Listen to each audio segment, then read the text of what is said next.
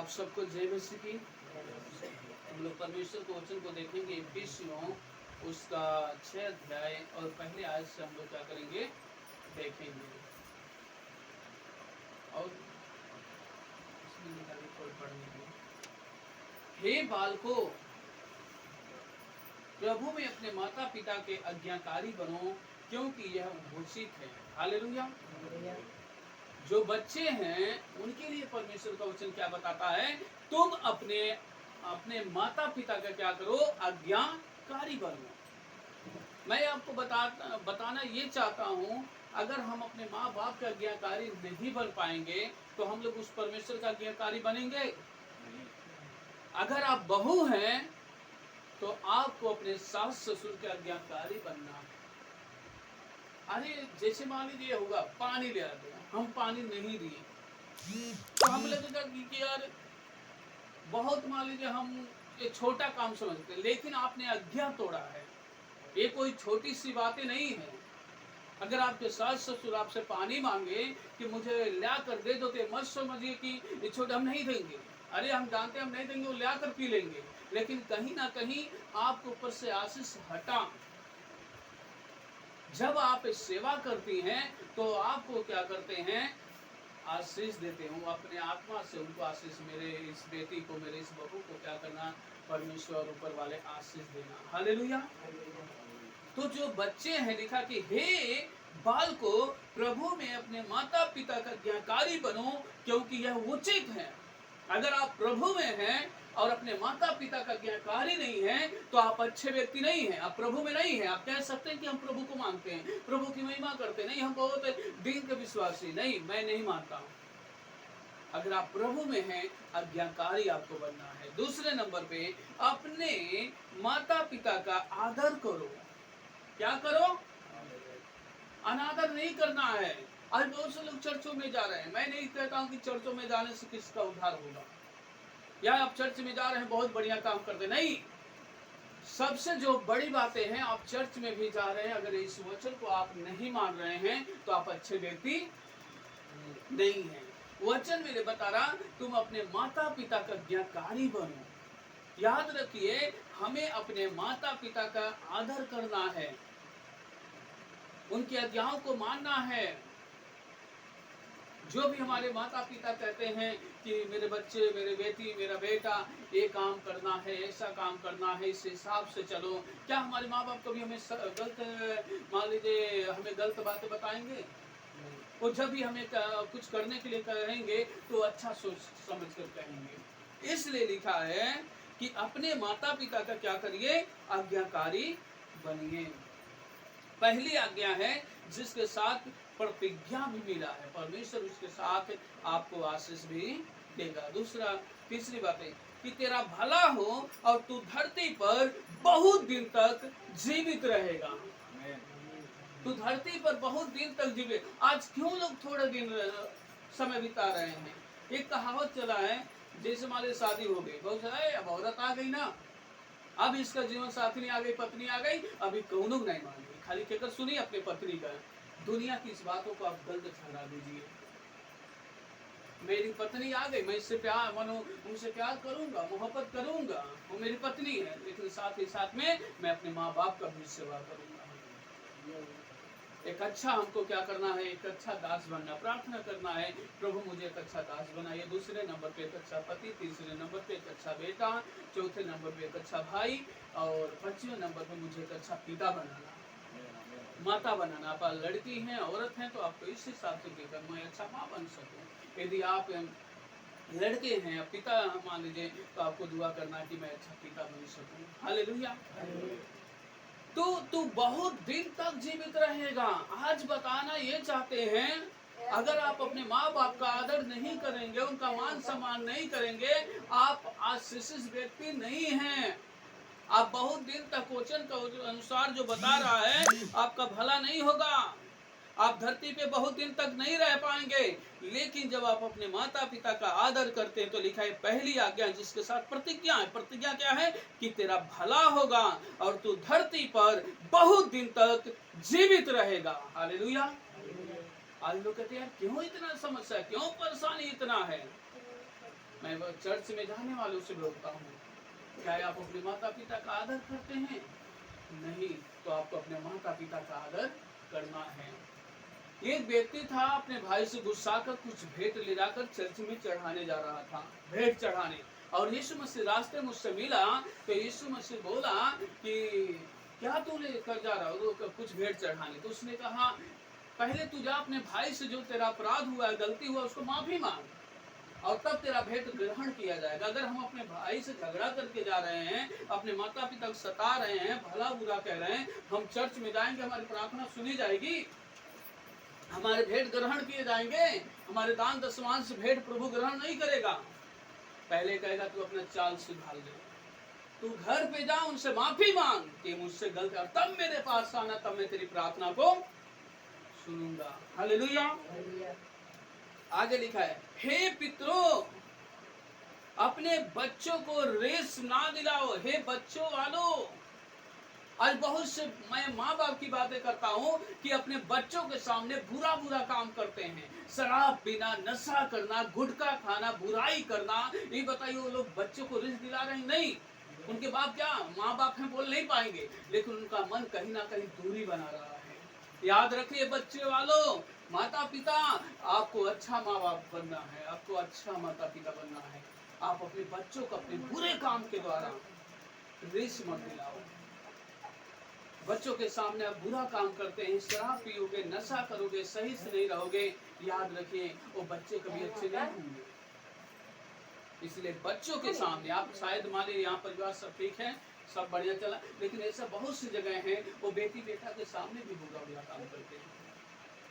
और ये वचन नहीं बताता है, बता रहा वचन कि हे बच्चे वालों, अपने बच्चों को क्या करो, रेस ना दिलाओ, परंतु प्रभु की शिक्षा और चेतावनी देते हुए उनका पालन पोषण करो। परमेश्वर को वचन को सिखाओ, बताओ उनको प्रार्थना कैसे करना, वचन कैसा पढ़ना, प्रभु की महिमा करना। आज आपके बच्चे क्यों बिगड़ रहे हैं, क्यों खराब हो रहे हैं? क्योंकि आप अपने बच्चों को चर्च में नहीं बैठा रहे हैं, आप अपने बच्चों को वचन को नहीं पढ़ना सिखा, परमेश्वर की आराधना करना नहीं सिखा रहे हैं, परमेश्वर के पीछे नहीं चलना सिखा रहे हैं। इसलिए आज बहुतों को बच्चे बिगड़ गए हैं माँ बाप की वजह से।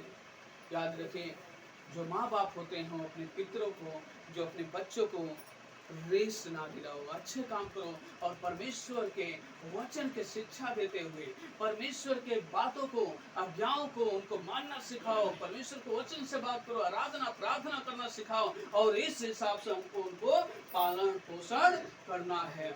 आज जो बच्चा परमेश्वर की उपस्थिति में, आराधना में, महिमा में नहीं बैठता, कल वो बड़ा हो जाएगा, हम बैठा पाएंगे उसको?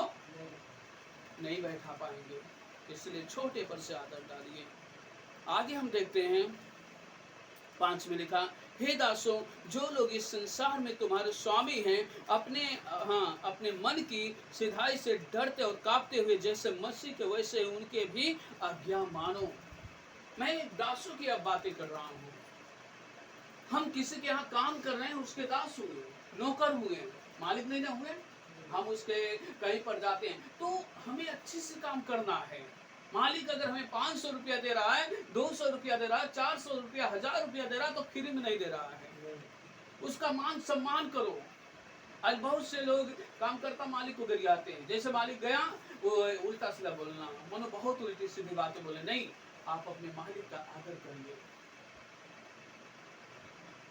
आप ये नहीं मत सोचिए मालिक चला गया, अब हमें काम नहीं करना है, पूरा तो बात हो गया, 500 में हो गया, चाहे हम करें चाहे ना करें, शाम को मुझे पैसा मिल जाएगा। लेकिन क्या अगर आप काम नहीं करेंगे, पैसा लेंगे, तो क्या वो पैसा आशीष होगा? वो व्यर्थ का पैसा होगा, और उस पैसे में परमेश्वर की आशीष नहीं रहेगी। अगर आपको मालिक 500 दे रहा है तो 500 के हिसाब से आपको काम भी करना है, ठीक ना? दूसरे नंबर पे मैं बताना ये चाहता हूँ, अगर आप स्वामी हैं, लिखा है हे मालिकों, यहाँ लिखा है हे स्वामियों, तुम भी धार्मिकता, धमकियां देना छोड़ दो। आज बहुत से मालिक भी हैं, वो अपने दासों को धमकी है, पूरा काम इतना कर देना, इतना तुमको 500 रुपया दे रहे हैं, 1000 रुपया दे रहे हैं, तो पूरा काम तुमको करना है। याद रखे, कुछ लोग सोचते हैं अगर 500 रुपया देते हैं तो उसका हम खून भी निकाल रहे हैं, मालिक को भी अच्छा होना चाहिए। परमेश्वर का वचन बताता, अगर कोई मालिक है और उसके यहाँ कोई नौकर है, कोई दास है, काम करता है, तो उसको सताओ मत, धमकी मत दो, नहीं इतना सब काम कर देना। अरे जितना पैसा दे रहे उसी के हिसाब से क्या करो, तुम काम कराओ। याद रखिए, बाइबल कभी एक तरफा बात नहीं करती है। और मैं आपको यह बताना चाहता हूँ, इस सारे वचनों में क्या धर्म परिवर्तन है। कि दुनिया में अच्छी शिक्षा इससे दी जाती है, फिर भी लोग क्या करते हैं, धर्म बदलते हैं। क्या धर्म की बात हो रही है यहाँ? धर्म बदल कैसा यहाँ बात हो, इंसानियत की बात हो रही कि नहीं? ये समाज हमको अच्छा शिक्षा नहीं दे रही है जो आज आपको शिक्षा मिला है। क्या आप सोचे, क्या इतना मेरा उम्र इतना गुजर गया, मैं इतना उम्र का हो गया, क्या ऐसी बातें आपको कोई कभी सिखाया था, कभी कोई बताया था? नहीं। लेकिन वचन परमेश्वर का बता रहा है। तो अगर आप दास हैं तो अच्छे दास बनिए, अच्छा काम करिए। अगर आप मालिक हैं, परमेश्वर आपको मालिक बना दिया, कंपनी का मालिक है, खेती बाड़ी का और किसी चीज का मालिक है, और आपके यहाँ काम कर रहे हैं, तो याद रखिए आप उनसे गलत बात मत करिए, क्योंकि तुम्हारा भी मालिक ऊपर बैठा। अगर तुम अपने नौकरों से बदतमीजी करोगे तो याद रखिए तुम्हारा भी बाप ऊपर बैठा हुआ है, और वो भी तुम्हारे साथ बहुत बुरा बर्ताव करेगा। इसलिए अपने दासों से, अगर हम मालिक हैं तो अपने दासों से हमें क्या करना है, सही बर्ताव करना है। और उसके बाद हम देखते हैं 5:22 में, हे पतियों अपने अपने पति के लिखा, हे पत्नियों अपने अपने पति के ऐसे अधीन रहो जैसे मसीह के। आज बहुत सी पत्नी अपने पति की बात नहीं मानती हैं। कहिए आम तो कहेंगे इमली, कहिए तो बोलिए ये वाला तो कहेंगे वो वाला, आप कहेंगे नहीं मछली ला रहे हैं तो कहेंगे नहीं बकरा लेकर आइए। हो सकता पति के पास पैसा ना हो। अच्छी पत्नी आप बनिए। अच्छी पत्नी बनने का मतलब, जो भी पति अगर साग सब्जी ले आ रहे हैं आप खाइए पीजिए, दुआ करिए कि परमेश्वर आपको सब कुछ इंतजाम करें, सब कुछ आपके घर हो। लेकिन एक अच्छी पत्नी वही है, अगर पति साग सब्जी ले आ रहे हैं वो भी खा लें, अगर वो मछली लेकर आ रहे हैं तभी, वो मीट लेकर आ रहे हैं तभी, वो बकरा लेकर आ रहे हैं तभी वो खा लें। हमेशा अपने पति के कदम से कदम मिलाकर साथ दें, और कभी भी जबरदस्ती ना करें कि हमें ये नहीं, हमें ये चाहिए।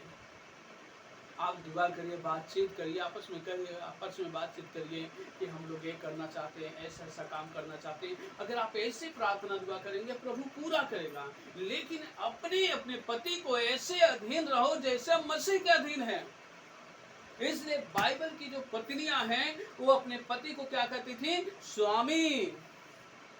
स्वामी का मतलब स्वामी की बातों को मानना है, मालिक। तो पत्नी जो है वो अपने पति का आदर करे, उससे बदतमीजी से बात ना करे, उसको उल्टा सीधा बात ना करे, क्योंकि वो स्वामी हैं, आपके मालिक हैं। और आप उन्हीं से उल्टा सीधा बात करेंगे, आपके घर में आशीष कभी नहीं आएगा। वचन में आगे बता रहा है, हे पतियों अपने अपने पत्नी से प्रेम रखो जैसे मसीह ने कलीसिया से प्रेम रखा। याद रखिए पत्नी को भी क्या चाहिए, अपने पति से प्रेम रखे। और परमेश्वर का वचन सिखा रहा, पति को भी अच्छा होना चाहिए। ये नहीं कि कहीं से आइए तो पत्नी को हमेशा मारते रहिए, गाली देते रहिए। पत्नी को ही परमेश्वर का राज बताया है। पत्नी को परमेश्वर का पाँव के जूती नहीं बनाया कि हमेशा उनको पाँव में रखिए, पहनिए। परमेश्वर आपको सर पत्नी को इसलिए नहीं बनाया कि सर पे बैठा लीजिए, लेकिन खुदा परमेश्वर का वचन बताता है जब उसने स्त्री को बनाया तो उसने मनुष्य को सुला दिया और मनुष्य के पसली का एक हड्डी निकाला और उससे एक स्त्री को बनाया, अर्थात वो बीच की हड्डी को निकाला और स्त्री बनाया। इसका मतलब खुदा आपको सर की हड्डी से नहीं बनाया कि सर पे बैठाइए, आपके पाँव की हड्डी से नहीं बनाया कि पाँव को जूती बनाकर रखिए। परमेश्वर आपको दिल के हृदय से, बीच के हड्डी से निकाल कर बनाया है, इसलिए वो आपके बराबर है। तो आपको पत्नी के अपने समान आपको प्रेम करना, क्योंकि वो आपकी हड्डी और आपकी मांस है। हालेलुया। आदम को जब परमेश्वर ने हव्वा को दिया तो हव्वा आदम क्या बोले, मेरी हड्डी है, मेरी मांस है, क्योंकि खूब मेरे ही जैसे है। याद रखिए, आपके शरीर में हड्डी है और हड्डी निकाल लिया जाए तो क्या ये शरीर खड़ा रह सकेगा? हड्डियों का ढांचा है और ढांचे के ऊपर उसके बाद परमेश्वर ने मांस को भरा, हड्डी नसों को चलाया, फिर उसके बाद चमड़ों से परमेश्वर ने क्या किया, ढक लिया, और तब आज शरीर खड़ा हुआ है। और परमेश्वर क्या था, हड्डी निकाल लीजिए तो मांस को लिया जाएगा, इकट्ठा हो जाएगा। याद रखें, आपके पत्नी आपकी हड्डी है। अगर आपकी हड्डी ही टूट गया, आपका हड्डी ही कमजोर हो गया, आपका हड्डी ही समझ लीजिए बेकार हो गया, तो आपके घर, आपके परिवार को कौन संभालेगा? याद रखिए, इसलिए लिखा, हे पतियों, तुम भी अपने पत्नी से सच्चा मोहब्बत करो, सच्चा प्यार करो, जैसे मसीह ने भी कलीसिया से प्रेम किया, अपने आप को उसके लिए दे दिया। तुमको भी क्या करना है? सच्चा प्यार करना है। हालेलुया।